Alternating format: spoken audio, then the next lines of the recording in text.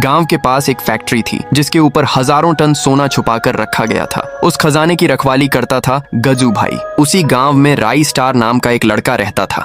वह हर रोज घर घर जाकर भीख मांगता था। गांव के लोग बहुत अमीर थे, उनके घर सोने चांदी से भरे रहते थे, लेकिन कोई भी उसे इज्जत की नजर से नहीं देखता था। सब उसे गरीब और बेकार समझते थे।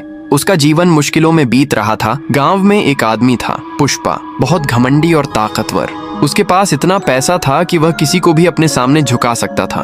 गांव के लोग उससे डरते थे, इसीलिए कोई उसके खिलाफ बोलने की हिम्मत नहीं करता था।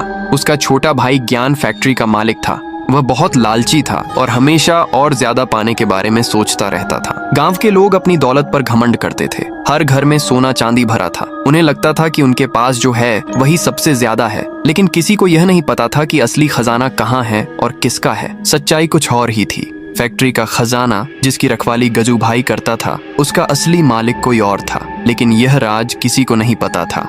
सब कुछ बाहर से जैसा दिखता था वैसा बिल्कुल नहीं था। राई स्टार हर दिन गांव में जाता, लोगों के दरवाजे पर खड़ा होता, कुछ मांगता और चुपचाप आगे बढ़ जाता। लोग उसे नजरअंदाज कर देते, कुछ लोग उसे डांट कर भगा देते, लेकिन वह कभी कुछ बोलता नहीं था, बस सब कुछ देखता रहता था। एक रात सब कुछ बदल गया। सुबह होते ही गांव में हड़कंप मच गया। कई अमीर घरों से सोना और चांदी गायब हो चुका था। लोग डर गए। हर कोई एक दूसरे को शक की नजर से देखने लगा। कोई कह रहा था ये काम बाहर के लोगों का है, कोई कह रहा था गांव के अंदर ही कोई बड़ा खेल चल रहा है। पुष्पा गुस्से में था।